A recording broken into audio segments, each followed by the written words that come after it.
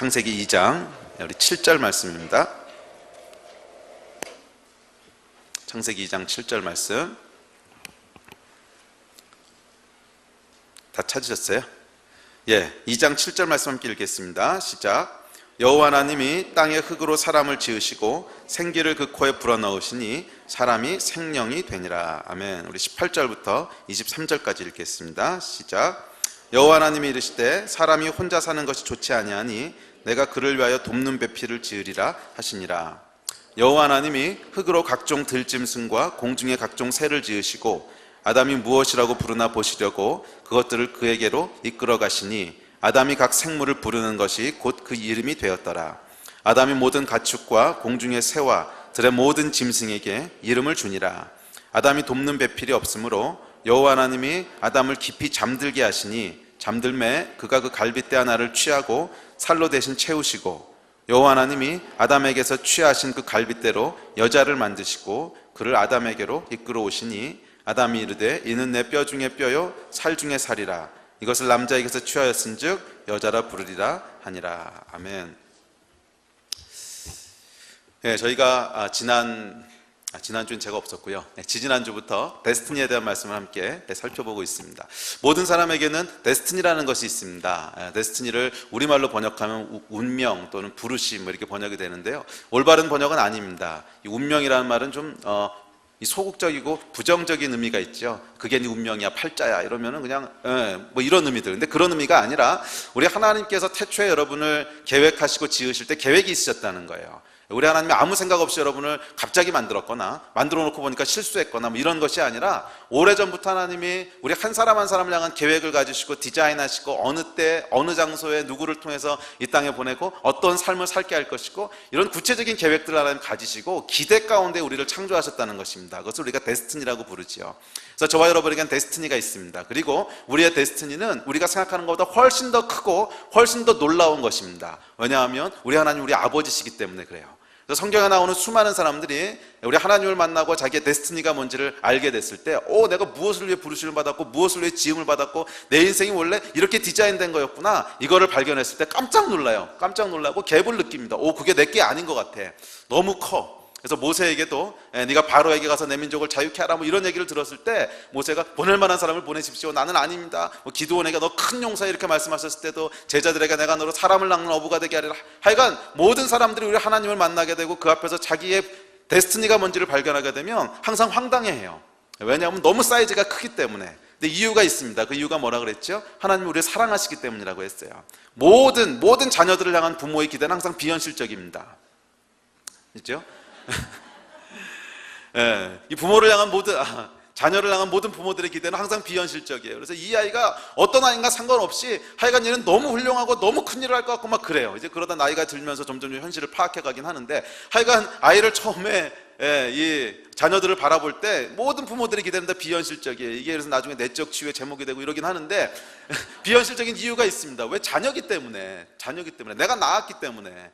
저도 자녀들이 있지만 이 부모의 마음은 한결같습니다. 자녀가 아무리 많더라도 한 사람 한 사람이 너무 소중하고 이 아이가 너무 특별한 인생을 살았으면 좋겠고 이 아이가 너무 완전해졌으면 좋겠고 이 마음이 있는 거예요. 부모니까. 만약 그 마음이 없다면 이것은 부모가 아닙니다. 물론 부모들이 갖고 있는 비현실적인 기대는 부모의 잘못된 가치관과 잘못된 욕심들과 뭐 이것 때문에 항상 자녀들에게 축복이 되는 것만은 아닙니다. 그게 자녀들에게 짐이 되기도 하고 어떤 경우에는 자녀들의 인생이 아주 무거운 그런 족쇄가 되기도 하고 뭐 이렇긴 하지만 어쨌든지 간에 그 동기를 살펴보면 사랑하기 때문에 그런 거예요. 자녀들을 사랑하기 때문에. 인간 부모가 그러실 때 하물며 하늘 부모께서 우리를 향한 기대가 없으시겠어요? 그리고 그 기대가 작겠어요? 결코 그럴 수 없습니다. 저와 여러분을 향한 하나님의 기대는요, 여러분이 생각하는 것보다 훨씬 더 크다는 거예요. 훨씬 더 크다는 거예요. 그리고 그 기대를 이루어가는 것이 우리 인생의 목적이고 거기에 행복이 있습니다. 우리 인생이 행복하지 못한 이유가 있다면 그 원인은 딱 하나예요. 여러 가지 원인이 있는 것이 아닙니다. 나는 건강하지 못하기 때문에 행복하지 못해. 나는 내가 원하는 것을 성취하지 못하기 때문에 행복하지 못해. 나는 뭐 대학에 실패했어. 나는 뭐 결혼이 어째.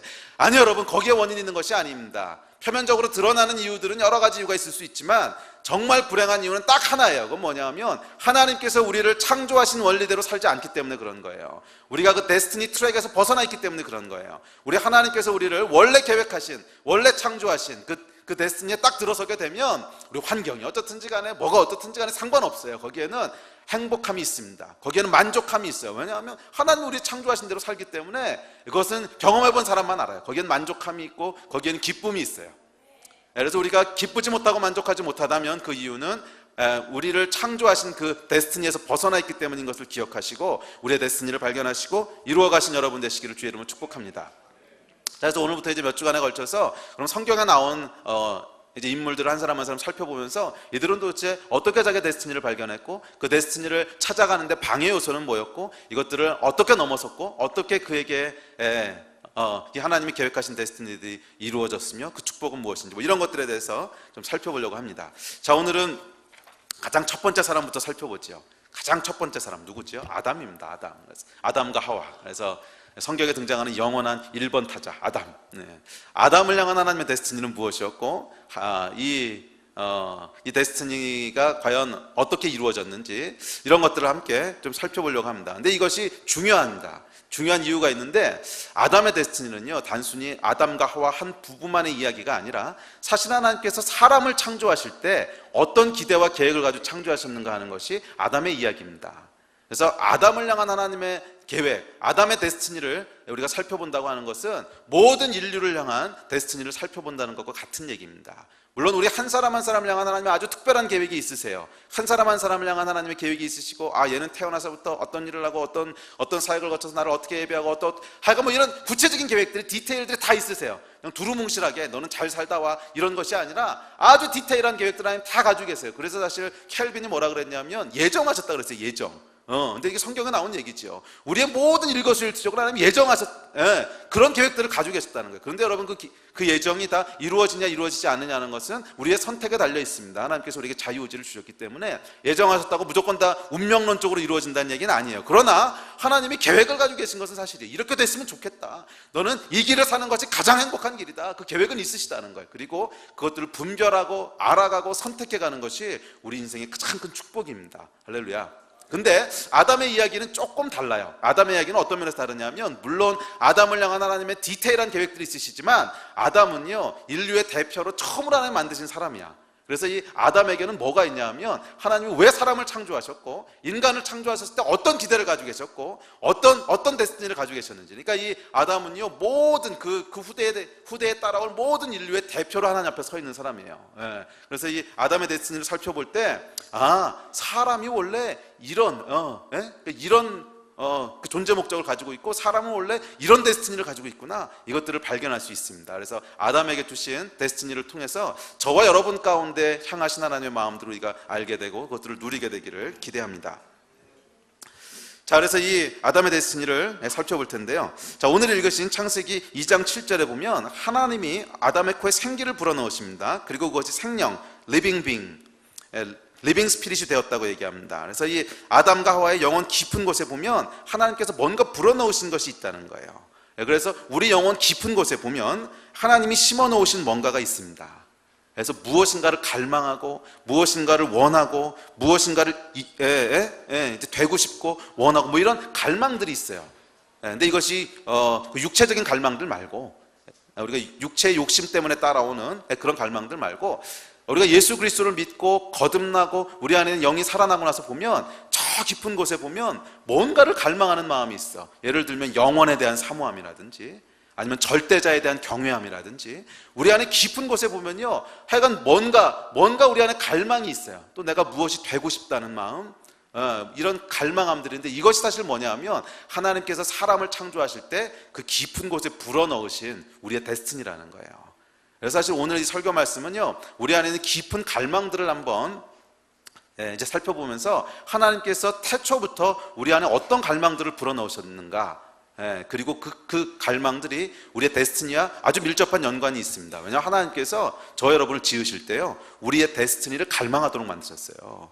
왜냐하면 그래야 이루어갈 테니까. 갈망하는 마음이 없으면 자기의 데스티니를 이루어 가겠어요? 그래서 하나님께서 우리의 데스티니를 갈망하도록 만드셨어요. 이것은 일반적인 얘기뿐만이 아니라 여러분 한 사람 한 사람을 향한 하나님의 특별한 계획이 있어요.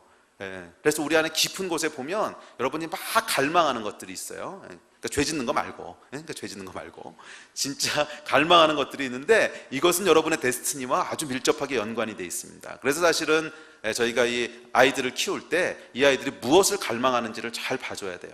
무엇을 원하는지, 또 무엇이 되고 싶어 하는지, 무엇을 좋아하는지, 이런 것은 우리 하나님께서 우리 안에 깊은 곳에 심어 놓으신 코드예요.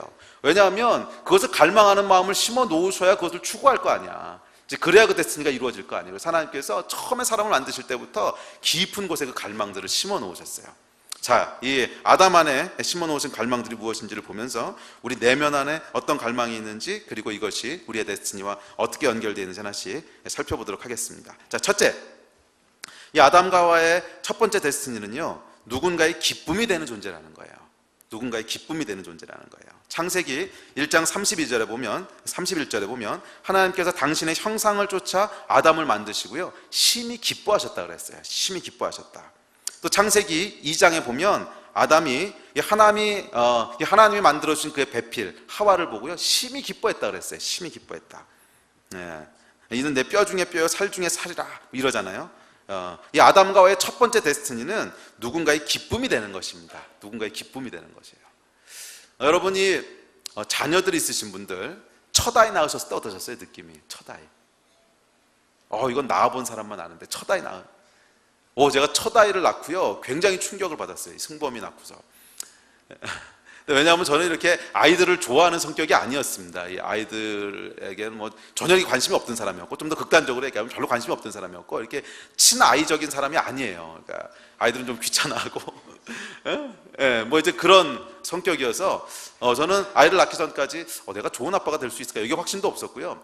아이를 낳아서 키운다고 하는 것이 별로 그렇게 탐탁지 않았어요. 좀 귀찮고, 내 생활을 좀 갖고 싶고 이런데 이제 혹 하나 달리는 것 같고 이런 것 때문에 별로 그렇게 기대를 많이 안 했어요. 근데 참 놀라운 게, 제가 첫 아이를 딱 낳고요, 제가 저기 충무로에 있는 제1병원이라는 곳에 낳았는데, 제1산부인과 거기서 낳았는데, 이 아이를 딱 안고 제 손에 탁 안는데요, 울컥하는 거예요. 울컥.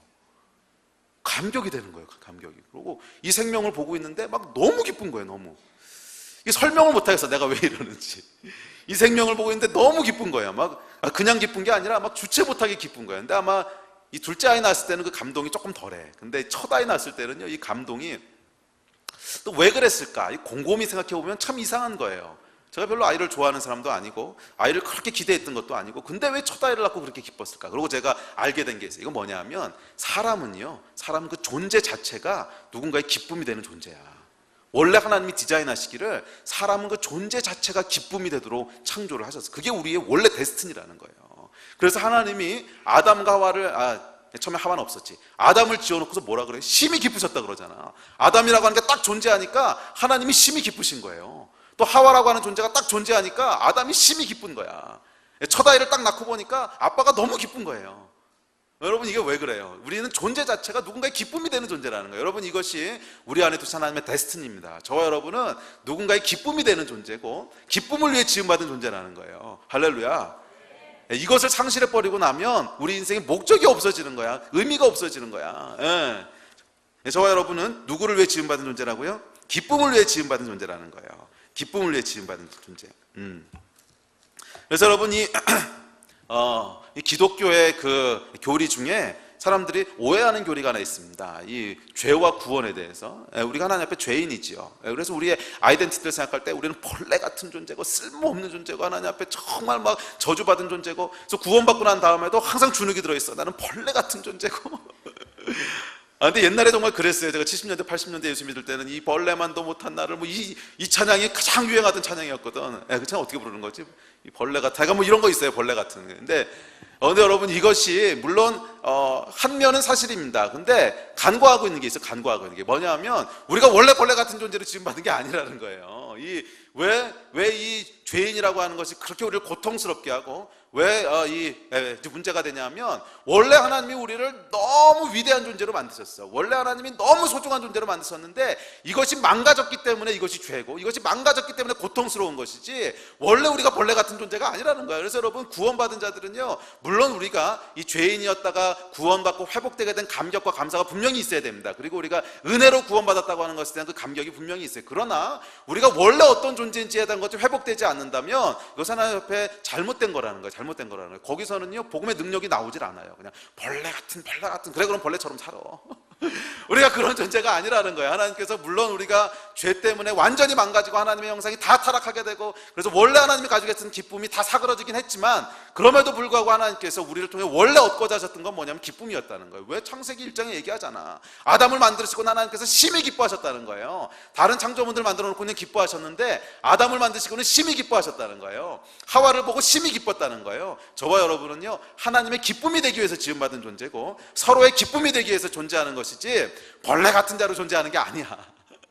그건 그냥 구원받을 때 회개하고 감사하고 감격하고 하는 이제 그런 측면에서 물론 일면 사실입니다. 사실이지만 우리가 구원받은 자의 아이덴티티는 뭐냐면요 기쁨이 되는 존재라는 거예요. 그리고 우리가 살아가는 이유, 우리가 주를 위해 살아가는 이유가 있다면 주님을 기쁘시게 하기 위한 것이지 벌레 같은 자이기 때문에 그냥 죄송한 마음으로 하는 게 아니라는 거예요. 여러분 이거 가지고서는요 절대로 우리가 어느 한계 이상을 넘어갈 수 없어. 그냥 미안해서 하는 거는 그냥 면피하기 위해서 하는 거지 그 이상 넘어가지 않아요.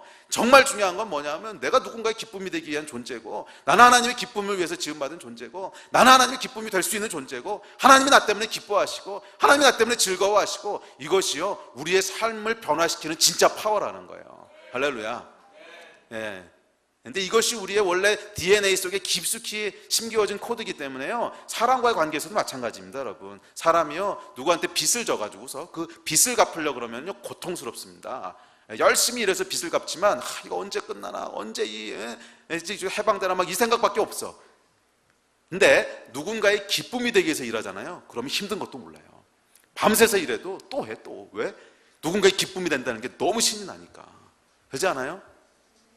우리 아이들도 이것이 우리 엄마 아빠의 기쁨이 돼 막 그러면요 애들이 신이 나서 막 일을 해요. 근데 이거 안 하면 엄마한테 혼나 그러면요 애가 막 그것 때문에 그냥 고통스러워해. 그 다음에 이 효율도 달라요.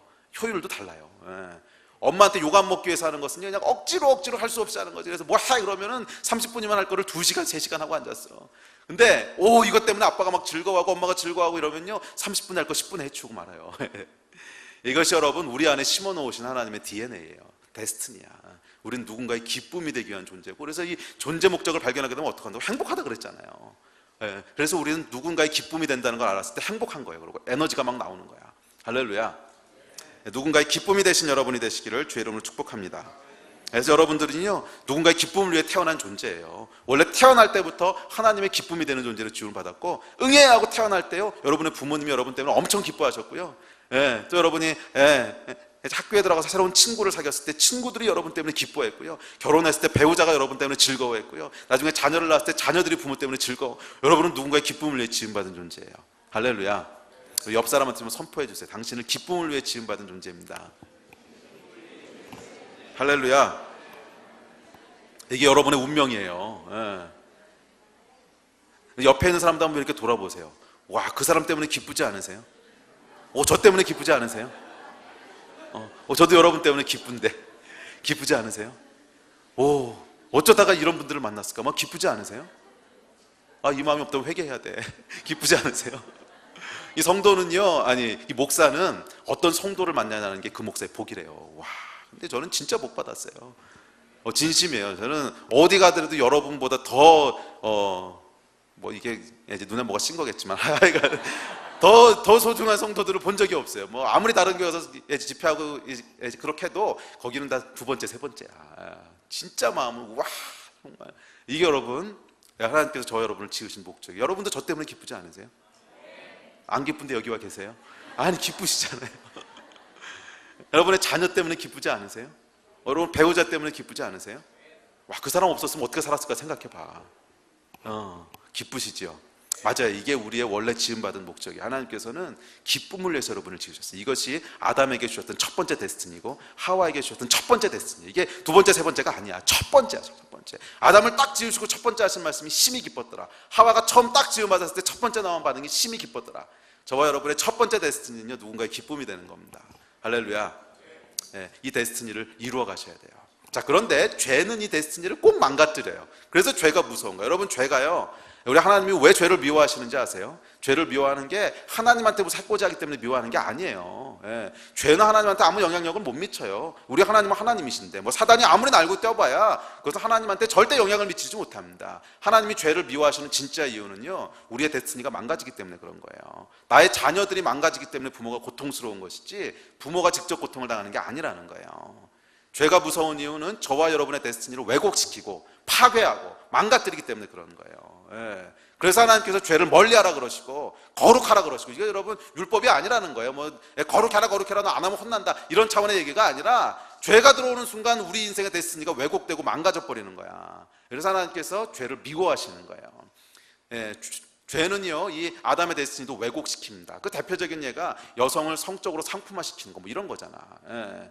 원래 여성과 남성은요, 서로에게 기쁨이 되도록 지음받은 존재예요. 근데 이것은 여러분, 그런 이 성적으로 상품화하는 것을 통해서 성적인 만족, 아니 그런 저급한 수준의 것이 아니에요. 그것보다 훨씬 더 깊은, 이 부부관계를 통해서 하나님이 영과 혼과 몸이 하나가 되는 이 비밀들을 주셨는데, 이건 삼위일체 하나님이 누리시는 비밀이거든. 이거를 사람이 깨달을 수 있도록 와, 여러분, 여기는 어마어마한 축복과 비밀이 있어요. 그런데 죄가 들어오니까 이 데스티니가 어떻게 망가져요? 그냥 남성들은 여성들을 향해서 성적으로 착취하는 거야. 음란물들, 포르노물들, 뭐 이런 것은요, 이 죄가 우리의 데스티니를 철저하게 망가뜨려요.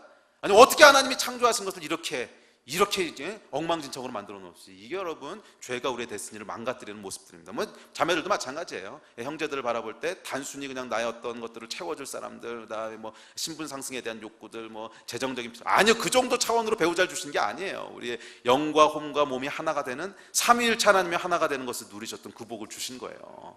심히 기쁘더라. 할렐루야. 또 뭐 경쟁도 마찬가지입니다. 이 세상은요, 세상은 우리에게 계속 이 하나님이 주신 그 데스티니가 아니라 거짓 데스티니들을 계속 줘요. 그래서 우리를 낙담시키고, 넌 쓸모없는 존재야, 너는 뭐지, 원래 그래, 뭐 이런 것들, 그런 것들을 통해서 우리를 계속 낙담시키는데, 그래서 나오는 증상들이 뭐냐면, 네가 정말 소중한 존재고 네가 진짜 의미 있는 존재라면 증명해내라는 거야. 증명. 그것을 보이라는 거야. 좋은 대학을 감으로, 뭔가 돈을 많이 벌므로, 또 사회적인 명성을 얻음으로, 무엇인지 어떤 걸 통해서 네가 경쟁을 통해서 뭔가 얻어내라는 거야. 그래서 네가 정말 기쁨이 되는 존재라는 걸 증명하라는 거야. 근데 여러분, 우린 그거 증명할 필요 없어요. 원래 하나님이 우리를 만들어 놓고 기뻐했어. 제가 저희 아들을 낳아놓고요, 막 응애하는 놈을, 그래, 네가 아빠를 기쁘시게 하는 걸 좀 증명해봐, 이러지 않았거든요. 얘는 그냥 응애하고 태어나는 순간에 제가 너무 기뻐서 내 걸 다 갖다 줘도 아깝지 않을 정도로 기뻤지. 근데 여러분, 얘가 사실 저한테 한 걸 보면요, 기뻐할 만한 거 안 했어요. 맨날 밤에 잠도 못 자게 하고, 맨날 뭐 이제 똥 싸면 기저귀 갈아줘야 되고 뭐 이랬지요. 와, 제가 초대하고 나서는요, 정말 힘들었어요. 애 키우는 게 이렇게 힘들다고 하는 걸 처음 알았어. 그러니까 이 부모님 은혜 뭐 이런 게 막 생각나더라고. 나도 이렇게 키우셨겠구나, 뭐 이런 생각이. 왜냐면 밤에 2시간마다 깨는데, 또 우리 애가 유독 유별났던 게 아니고 전부 그런 거잖아요. 애들은 2시간마다 깨면 계속 밥 먹여야 되지, 그다음에 이렇게 등 두드려줘야 되지. 저는 원래 밤에 자다가 한번 깨나면은요, 그것을 세상에서 가장 싫어하는 거거든요. 근데 정말 그래요. 뭐 저희 집에서는 제가 일단 잠들면, 깨우면 큰일 나요. 깨우면 절대 안 돼요. 근데 왜 그러냐면, 제가 한번 자다 깨나면 잠을 못 자요. 그래서 푹 자야 돼요, 그냥. 그래서 자다 깨다는 거 세상에서 가장 싫어하는 건데, 그래서 초반에 부부싸움 했던 것 중에 가장 큰 것도, 제가 자는데 뭐 들어와서 소리 내고 그러면 그날 싸우는 거야. 그런데 이 녀석은 2시간마다 저를 깨워대니, 이게 이 녀석은 저한테 기쁨이 되고 소중한 존재라고 하는 걸 증명한 적이 한 번도 없습니다. 한 번도 없어요. 항상 저를 괴롭혔지. 근데 존재 자체가 기쁜 거지 증명해서 기쁜 게 아니거든. 저와 여러분도 마찬가지예요. 우리가 하나님 앞에서 기쁨이 되는 존재는 존재 자체가 기쁜 거지, 증명해야지 기쁨이 되는 존재가 되는 게 아니에요. 근데 세상은 끊임없이 우리의 데스티니를 왜곡시켜서 증명해내라는 거야. 저 증명. 그러니까 성공하라는 거야. 경쟁에서 이기라는 거야. 좋은 대학 가라는 거야. 아니, 여러분, 만약 그렇게 해서 행복이 주어지는 것이라면, 여러분, 성공한 사람들은 행복해야 되는데 절대 행복하지 않습니다. 절대 행복하지 않아요. 그리고 그 뒤를 잘 파들어가 보면요, 경쟁을 통해서 만약 우리가 행복해지는 거라면 우리가 경쟁을 통해서 밟고 올라간 사람들은 다 불행해지는 거잖아. 그러면 우리의 존재 자체는 행복을 주는 존재가 아니라 시기와 질투와 불행을 주는 존재라는 거예요. 이건 여러분 하나님이 창조하신 원리가 아니에요.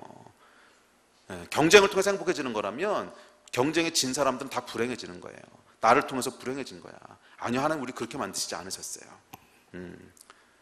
스바냐서 3장 17절에 보면 이렇게 말씀하십니다. 우리 하나님이 저와 여러분을 이렇게 보신다는 거예요. 너의 하나님 여호와가 너의 가운데 계시니 그는 구원을 베푸실 전능자시라. 그가 너로 말미암아 기쁨을 이기지 못하시며 너를 잠잠히 사랑하시며 너로 말미암아 즐거이 부르며 기뻐하시리라. 할렐루야. 와, 이게 저와 여러분을 향한 하나님의 고백이라는 거예요. 막 기쁨을 이기지 못하신다는 거야. 저와 여러분을 향해서 기쁨을 이기지 못하신다는 거예요.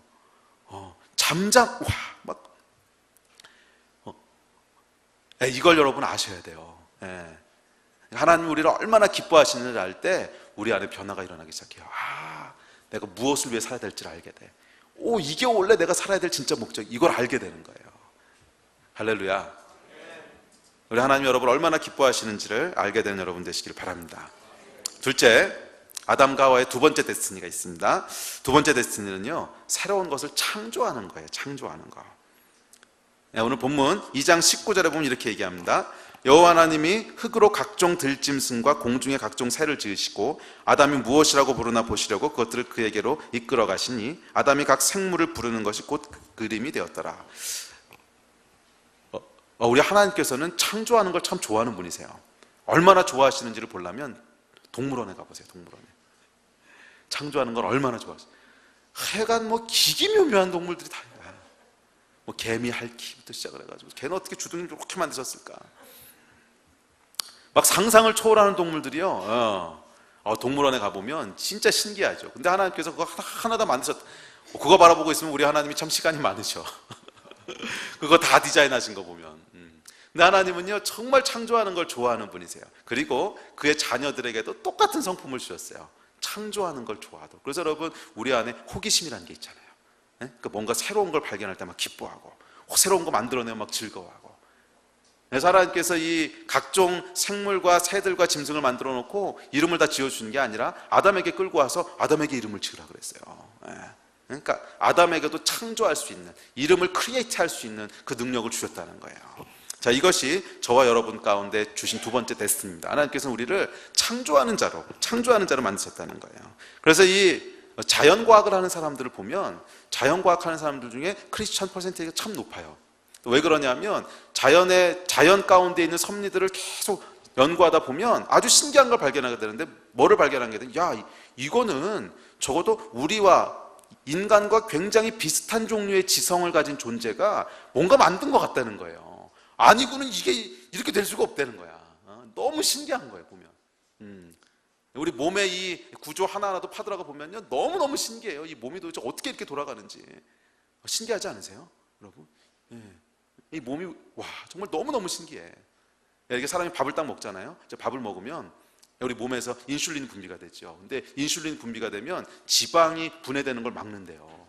근데 왜 막냐 하면 먹은 게 이제 그러니까 탄수화물 같은 거 먹으면 당분이 되잖아요. 그럼 이걸 에너지로 써야 되잖아. 그러니까 인슐린 분비가 되면서 지방이 이제 에너지가 되는 걸 딱 막고 2시간이 지나고 나면 그다음엔 더 이상 이 당분을 가지고 에너지를 쓰는 게 아니라 지방을 태우기 시작한대요. 왜냐하면 이제 먹은 게 더 소화가 돼가지고 당분이 없거든.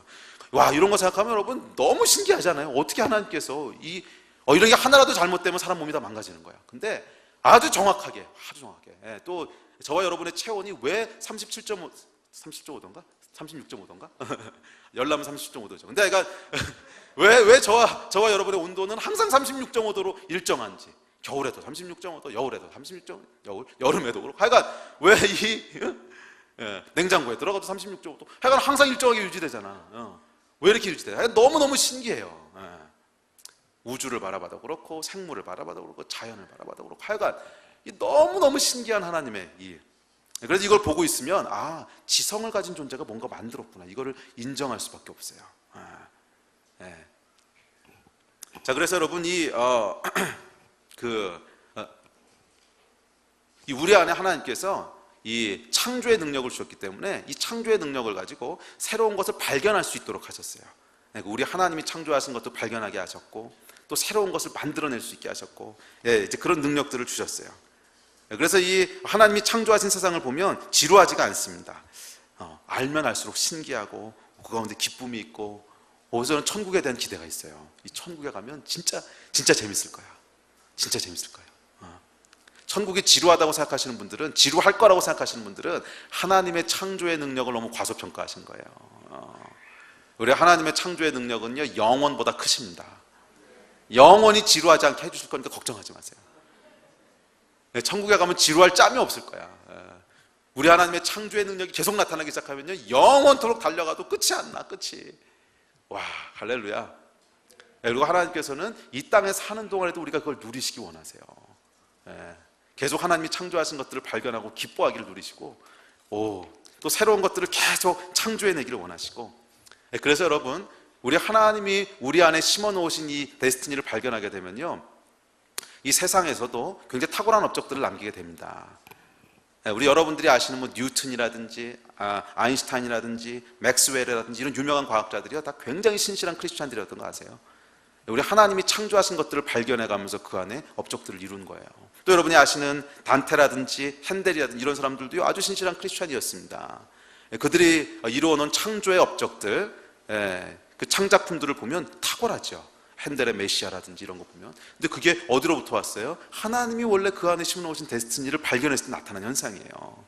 그래서 우리가 다니엘 아카데미에서 아이들을 키울 때도 이 아이들 가운데 하나님이 심어놓으신 것을 발견하는 데 가장 많이 힘을 씁니다. 정말 하나님이 너를 무엇을 위해 지으셨는지 그걸 알고 나면 우리도 막 창조의 능력들을 누릴 수 있어. 근데 모든 사람들이 똑같은 걸 창조하도록 만들진 않으셨어요. 이제 어떤 사람은 음악을 막 창조해내는 능력이 너무 탁월해. 와, 그래서 이 사람은 막 그 음악적인 걸, 와, 그거 만들어내는 거 보면 도저히 흉내낼 수 없는 막 이런 걸 해요. 근데 또 어떤 사람은 음악을 창조해내는 능력은 좀 없어요. 근데 글을 쓰는 능력이 탁월해. 창작품이 뭐 굉장해요. 또 어떤 사람은 자연과학을 발견해내는데, 또 어떤 사람은 운동하는데, 여러분 운동도 참 창의적이지 않으세요? 이 축구하는 거 보면 와, 이 축구의 그 기술들 이렇게 잘, 굉장히 창의적이에요. 모르시는구나 잘. 제가 축구를 또 한 축구 하잖아요. 이 축구만큼 창의적인 것도 없어요. 축구는 공간을 창출해내는 게임이거든요. 와, 예술이에요, 예술. 축구할 때요, 이 축구 얘기 나면 오늘 안 돼, 저희가. TV에서 방송하는 것만 보면 그게 얼마나 창의적인지 몰라. 근데 이 전체적으로 움직이는 걸 봐야 돼요. 그러면은 이 공이 없는 곳에서 움직이는 것들 보면 참 창의적이에요. 어떻게 공간을 만들어. 하여간 이 운동선수들이 만들어내는 창의력, 와, 거기도 아름다움이 있어요. 자, 그래서 하여간 우리에게 심어놓으신, 아담과 하와에게 주신 두 번째 데스티니는 창의적인 거예요. 창의적인 거. 계속 새로운 걸 만들어낼 수 있도록. 그리고 우리가 우리 자녀들에게, 근데 자녀들에게 자꾸 하는 이유가 있어요. 왜냐면 여러분들은 이미 나이가 들어서 좀 힘들어. 이제 새로운 것만 발견하기는 좀 늦었어. 그냥 아니, 하실 수는 있어요. 근데 약간 처음부터 하셨던 거 보면 정말 약간 불리해. 근데 아이들은 아직 가능성이 많잖아요. 그러니까 이 아이들이 훨씬 더 많이 발휘될 수 있는 거예요. 막 하나님이 이 아이에게 원래 주신 데스티니를 발견하고 가면요, 와, 정말 얘네들은 대단한 인생을 살 수 있어요. 할렐루야. 이것들을 발견해 주는 게 우리 부모들의 또 기쁨이잖아요. 얘네들이 잘 되면. 그래서 아이들에게 창조적인 것들을 계속 할 수 있도록 해주시기 바랍니다. 근데 한국 교육은 좀 문제가 있어요. 다 외우는 것만 시켜. 근데 여기선 창의적인 게 안 나와요. 그래서 이 아이들이 창의적인 걸 할 수 있도록 계속 도와주셔야 돼요. 부모 교육이 됐는데, 그러니까 이 아이들에게 창의적인 걸 계속 할 수 있도록 기회도 주시고요, 창의력을 발휘할 수 있도록 해주셔야 돼요. 그래야 데스티니가 발견돼요. 자, 세 번째, 시간이 많이 갔습니다. 빨리 갑시다. 세 번째, 아담과 하와에게 주신 세 번째 데스티니는 다스리는 거예요. 다스리는 거. 창세기 1장 28절에 보면 생육하고 번성하며 땅에 충만하라, 땅을 정복하라, 바다의 물고기와 하늘의 새와 땅에 움직이는 모든 생물을 다스리라. 우리 하나님께서 세 번째로 주신 그 데스티니는 뭐냐면 다스리는 거예요. 다스리는 거. 통치하는 자로 우리를 부르셨다는 거예요. 그래서 우리 안에 보면 이 리더가 되고 싶고 다스리는 자가 되고 싶은 갈망들이 있습니다. 그래서 아이들한테도 뭐 될래? 그러면 보통 높은 사람 되겠다 그러죠. 어렸을 때 뭐 대통령 되겠다 그러고 뭐 이런 소리 해요. 왕 되겠다 그러고. 근데 애들 노는 것도 보면요, 하여간 뭐 이제 골목대장이라도 자기가 뭔가 하고 싶지, 이게 졸졸 따라, 그러고 싶어 하지 않아요. 애들 물론 아이들의 성품에 따라서 좀 소극적이고 샤이하고 그래서 나타나지 않는 경우는 있는데 마음속 깊은 곳에 보면요, 그래도 다스리고 싶은 갈망들이 있어요. 근데 여러분, 이것이 잘못된 것이 아닙니다. 하나님께서 원래 우리를 다스리는 자로 만드셨어요. 근데 올바로 다스리는 것이 무엇인지를 사단이 왜곡시킨 거지. 그래서 죄가 이 다스림을 어떻게 왜곡시켰냐 하면 힘을 가지고 조종하는 것을 다스리는 거라고 자꾸 착각하게 만들어요. 그래서 정치적인 힘, 물리적인 힘, 경제적인 힘, 이런 힘을 가지고 다른 사람을 내가 원하는 모습대로 막 이렇게 움직이면 그걸 다스리는 거라고 착각하게. 아니요, 그것은 여러분 다스리는 게 아니고 매니플레이트 하는 겁니다. 그것은 그러니까 올바로 다스리는 게 아니라는 거예요. 그래서 이 마가복음에 보면 올바로 다스리는 게 뭔지에 대해서 이렇게 말씀하세요. 예수께서 불러다가 이르시되 이방인의 집권자들이 그들을 임의로 주관하고 그 고관들이 그들에게 권세를 부리는 줄을 너희가 알거니와 너희 중에는 그렇지 않을지니 너희 중에 누구든지 크고자 하는 자는 너희를 섬기는 자가 되고 너희 중에 누구든지 으뜸이 되고자 하는 자는 모든 사람의 종이 되어야 하리라. 인자가 온 것은 섬김을 받으려 함이 아니라 도리어 섬기려 하고 자기 목숨을 많은 사람의 대속물로 주려 함이라. 이게 무엇이 다스리는 것인지에 대해서 예수님이 가르쳐 주신 정의거든요. 이 리더가 되고 다스린다고 하는 것은 뭐냐면 영향력을 미친다는 겁니다. 영향력을 미친다는 건데, 이 영향력을 미치는 것은 앞서 살펴본 두 가지 데스티니와 밀접하게 연관이 있어요. 다른 사람이 기쁨이 되고 창의력이 있고, 이 두 가지가 결합이 되면요, 결국 영향력을 발휘하게 됩니다. 영향력을 발휘하게 돼요. 그 얘기는 뭐냐면 다스리는 자가 된다는 거예요. 그래서 저와 여러분을 창조하신 목적은요, 다스리는 자, 영향력을 미치는 자가 되기를 원하신다는 거예요. 영향력을 미치는 자들이 되시기를 축복합니다. 가정에서, 직장에서, 교회에서 하여간 선한 영향력을 미치는 자가 되기를 하나님 원하신다는 거예요. 그런데 이 영향력을 미치기 위해서는 어떻게 돼야 되냐면, 첫째, 다른 사람의 기쁨이 되는 이 데스티니를 이루셔야 돼요. 근데 이 기쁨이 되는 데스티니를 이루는 것이 뭐냐면 섬기는 거예요. 그러니까 다른 사람의 필요를 계속 채워주고 다른 사람들의 필요를 도와주고, 그러면 어떻게 돼요? 기쁨이 되죠. 이 기쁨이 되는 것이 결국 영향력을 미친다는 거예요. 그러니까 이것이 성경이 말하는 다스리는 것이고 리더십을 발휘하는 거예요.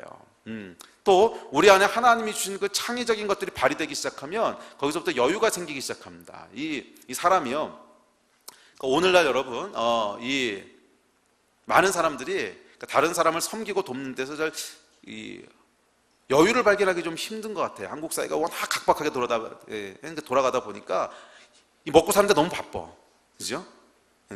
이제 코가 석자야. 직장에서 하는 것도 너무 많고, 그러니까 도저히 다른데 눈을 돌릴 만한 여유가 없어요. 근데 여러분, 그게 왜 그런 줄 아세요? 죄송하지만 우리가 원래 창조된 데스티니대로 그대로 다 발휘가 되지 못해서 그래요. 원래 하나님이 우리를 창조하신 데스티니가 그대로 다 디벨롭되고 발휘가 됐으면 우리는 내가 정말 좋아하고 잘하는 걸 하게 됩니다. 그럴 수밖에 없어요. 정말 좋아하고 잘하는 걸 하게 돼요. 근데 정말 좋아하고 잘하는 걸 하게 되는 사람은요, 능률이 있습니다. 내가 좋아하는 거 할 땐 빨리 한다는 거예요. 내가 잘하는 거 할 땐 빨리 한다는 거예요. 다른 사람이 2시간 걸려서 해야 될 거를 1시간이면 할 수 있어요. 내가 좋아하는 걸 할 때. 근데 내가 좋아하는 걸 하지 않으면 2시간 걸리고 3시간 걸리고 4시간 걸리고 이렇게 돼요. 그래서 정말 좋아하는 것이 발휘되기 시작하는 사람들은 삶의 여유를 가질 수가 있어요. 왜냐하면 그 잉여 생산물들이 나오는 거야, 약간. 그러니까 내가 일하고, 내가 직장에서 일하고, 가정에서 일하고, 이런 것들 가운데 남는 것들이 생기는 거예요. 내가 좋아하고 잘하는 걸 하니까. 그리고 이것들이 어디 쓸 수 있냐면 다른 사람을 돕는 데 쓸 수 있는 거예요. 다른 사람을 축복하는 데 쓰이는 거예요. 그래서 선한 영향력을 미치는 것, 섬기는 것, 창의적인, 그러니까 나한테 심어놓으신 창조적인 것들이 발휘되는 것, 기쁨이 되는 것, 이게 다 하나의 패키지입니다. 다 하나에게 맞물려 돌아가는 거예요. 그래서 우리들 가운데 어쨌거나 이런 선한 영향력들을 미치는 자들이 되는 것이 저와 여러분의 데스티니입니다. 저와 여러분의 데스티니예요. 사실은 지금은 돌아가셨지만 테레사 수녀님 같은 분을 보면 이분이 겉으로 드러나는 파워는 하나도 없으셨어요. 무슨 정치적인 파워가 있었던 것도 아니고 돈이 많으셨던 것도 아니고 이제 물리적인 힘은 물론 없었고 그러셨던 분인데 이분의 말에 세계가 움직였어요. 이분의 말에 세계가 움직였어요. 세계 지도자들이 이분의 말을 경청해서 듣기 시작하고 그 말을 따르기 시작하고 존경하고. 왜 그랬죠? 이분의 삶을 통해서 나타나는 리더십을 본 거예요. 이것이 원래 하나님이 창조하신 올바른 형태의 리더십이에요. 저희가 예수님이 가셨던 것처럼 십자가의 길을 선택하고, 근데 기쁘게 선택하는 거예요. 이건 억지로 가는 거 아니에요.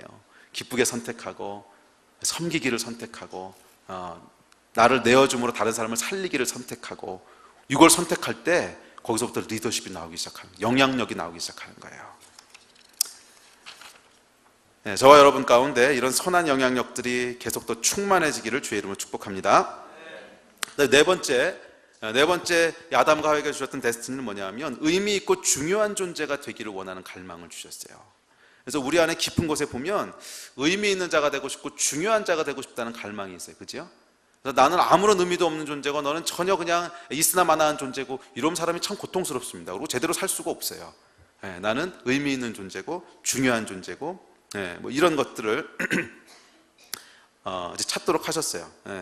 그래서 우리 하나님께서는 이런 이 갈망들을 우리가 이루어가기를 원하세요. 의미 있는 자가 되고 중요한 자가 되기를 원하신다는 거예요. 근데 이 의미 있고 중요한 자가 되기 위해서는요, 영원한 것과 항상 연관이 되어 있습니다. 근데 왜냐하면 영원하지 않은 것들은 참된 의미와 참된 중요함이 있지 않기 때문에 그래요. 제가 예를 하나 들어 설명드릴게요. 제가 이 중학교에 들어갔을 때 소니에서 아주 획기적인 발명품 하나 만들어냈습니다. 근데 그게 뭐냐면 워크맨이에요. 워크맨. 기억하시는 분 있을래나 모르겠는데, 워크맨이라고. 그 카세트 테이프를 듣는 건데, 그 당시만 해도 여러분, 이 카세트 플레이어가, 저희 집에 처음에 있었던 카세트 플레이어가 아직도 기억이 나요. 저희 작은 아버님이 기자셨기 때문에 녹음기를 항상 들고 다니면서 이 취재를 하셨거든요. 그래서 제가 첫 번째 녹음기가 어떤 건지 기억이 나요.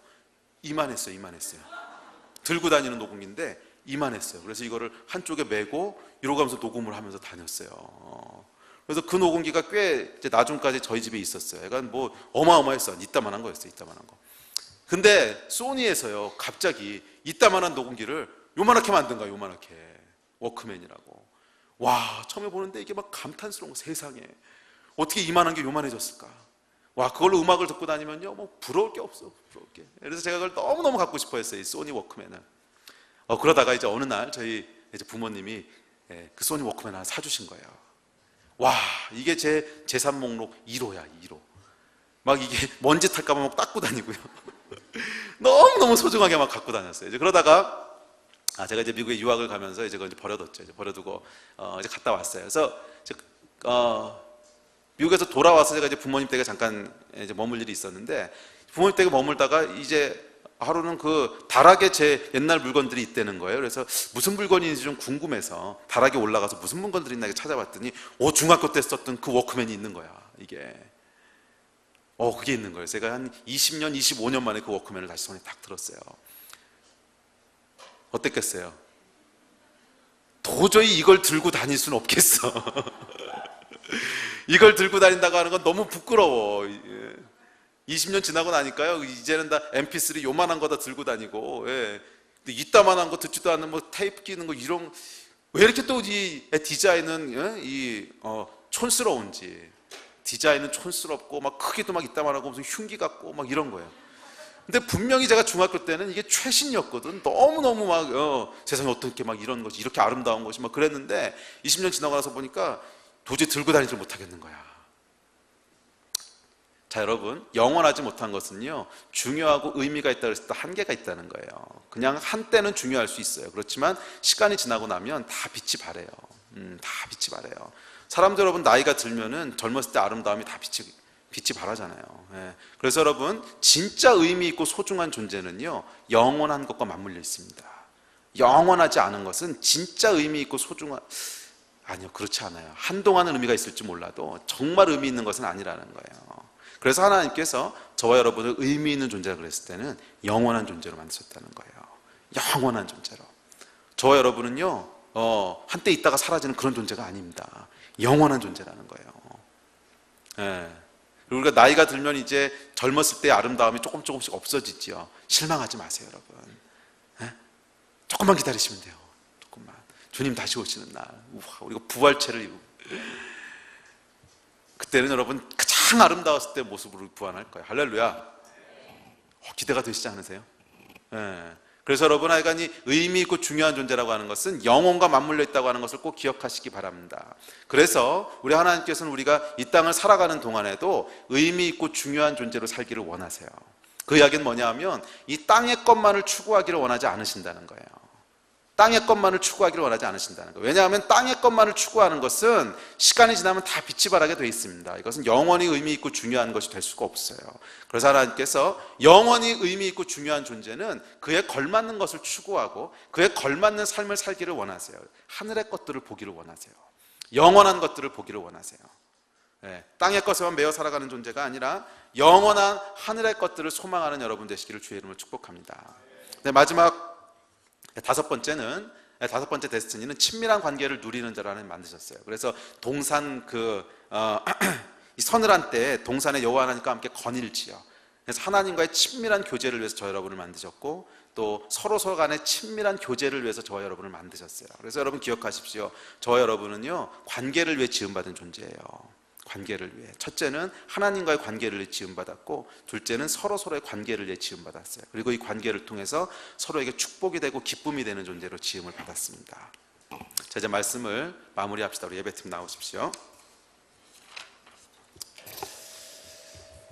우리 아담을 하나님께서 지으시고 또 하와를 창조하시고 거기에 영원한 데스티니를 두셨는데 그 첫 번째 데스티니가 뭐라고요? 기쁨이 되는 존재라는 거예요. 두 번째 데스티니는 창조적인 자가 되는, 세 번째 데스티니는 이 두 가지를 합쳐서 다스리는 자가 되는, 네 번째 데스티니는 의미 있고 중요한 자가 되는, 마지막 다섯 번째는 교제를 통해서 서로 사랑하는 것을 통해서 서로에게 기쁨과 만족이 되는 존재가 되도록 저 여러분을 지으셨어요. 할렐루야. 이 세상이 주는 거짓말에 여러분 속지 마시기 바랍니다. 또 교회 안에도 들어와 있는 잘못된 교리들에 여러분 속지 마시기 바랍니다. 저와 여러분은 벌레 같은 존재인지는 모르겠어요. 과거엔 그랬는지 몰라도 그 벌레 같은 존재라고 하는 그 자조적인 표현은요, 우리가 하나님이 우리를 얼마나 소중하게 만드셨는데 지금 우리의 형편이 그에 비해서 너무나 다르다고 하는 것을 표현하는 표현이지 여러분이 소중하지 않단 말이 아니에요. 우리 하나님께서 목숨을 주실 정도로 저와 여러분을 사랑하셨고 우리 하나님께서 생명을 바치실 정도로 여러분을 소중하게 여기셨고 기뻐하셨어요. 와, 기뻐하셨어요. 할렐루야. 또 우리가 서로가 서로에게 기쁨이 되는 존재로 만드셨어요. 그래서 여러분 가정이라고 하는 것은요, 이 서로가 서로에게 기쁨이 되는 것을 누리는 하나님의 축복이에요. 또 확대된 가정인 교회도 마찬가지입니다. 이 교회 안에 나오는 것이 고통스럽다 그럼 이거 뭔가 지금 잘못된 거야. 여러분 이 주일날이나 아니면 수요일이나 금요일날 교회 나오는 게 기대가 되세요? 아니면은 고통이 되세요? 만약 고통이 되고 있다면 너무 죄송하고 잘못된 거예요. 이게 교회 안 가면은 내가 무슨 목사님한테 찍힐 텐데, 아니면 하나님이 주일 성수해야 되는데 벌 받을 텐데, 가기 너무 싫은데 막 가면은 그 인간 얼굴 보는 거 너무 괴롭고 막, 그런데 나온다 이러면요 이거 뭔가 심각하게 잘못된 거예요. 이거는 우리는 막 기쁨이 있어야 돼요. 막 나올 때 내가 또 가서 누구를 보게 되는구나. 와, 이 사랑하는 이 형제를 보고 이 자매를 보고 막 기쁨이 있고 이걸 위해서 저 여러분을 지으셨다는 거예요. 우리 옆에 한번 이렇게 쫙 돌아보세요. 와, 그 인간 바라볼 때 기쁨이 있으세요? 그분 보실 때 하나님이 이분을 통해서 나를 너무너무 이걸 노리는 것이 여러분 교회입니다. 그래서 교회는요 우리 하나님의 비밀이 있어요. 우리를 원래 창조하신 그 기쁨이 우리 안에 있는 거야. 할렐루야. 아멘. 이 기쁨을 누리기를 하나님 원하십니다. 또 서로에게 기쁨이 되는 자로, 존재 자체가 그런 자예요. 이것들을 서로에게서 발견하시고 축복하시고 또 축복을 누리시는 저와 여러분 되시기를 주의 이름으로 축복합니다. 아멘. 우리 잠깐 기도하겠습니다.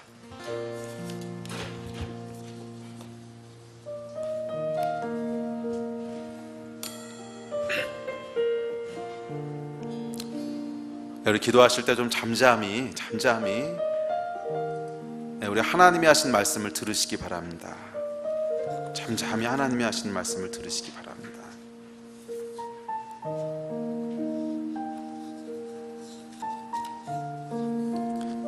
주님께서 이렇게 말씀하십니다. 너의 하나님 여호와가 너의 가운데 계시니 그는 구원을 베푸실 전능자시라. 그가 너로 인하여 기쁨을 이기지 못하시며 너를 잠잠히 사랑하시며 너로 말미암아 즐거이 부르며 기뻐하시리라.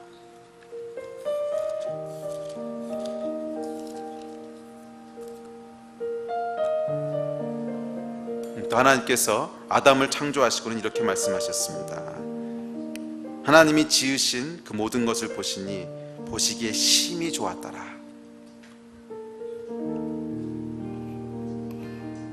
여러분, 좀 잠잠히 성령님의 임재 가운데 우리 하나님이 저와 여러분을 얼마나 기뻐하시는지를 좀 누리셨으면 좋겠습니다. 뭐 특별히 기도하시고 이렇게 하시지 마시고요, 그냥 기도하는 가운데 잠잠히 묵상하는 가운데 우리 하나님이 여러분을 얼마나 사랑하시고 우리 하나님이 여러분을 얼마나 기뻐하시는지를 성령께서 여러분에게 깨닫게 해주실 거예요. 네, 성령님 지금 이 자리에 임하여 주십시오. 성령님 지금 이 자리에 함께 하셔서 우리 하나님께서 태초에 아담을 창조하셨을 때 가지셨던 그 기쁨과 즐거움들이 우리들 가운데 전달되어지게 하시고, 우리 하나님께서 나를 지으셨을 때 가지셨던 그 흥분과 그 기쁨과 그 열정과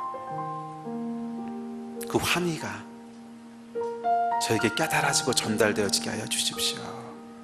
성령님 지금 일하여 주십시오.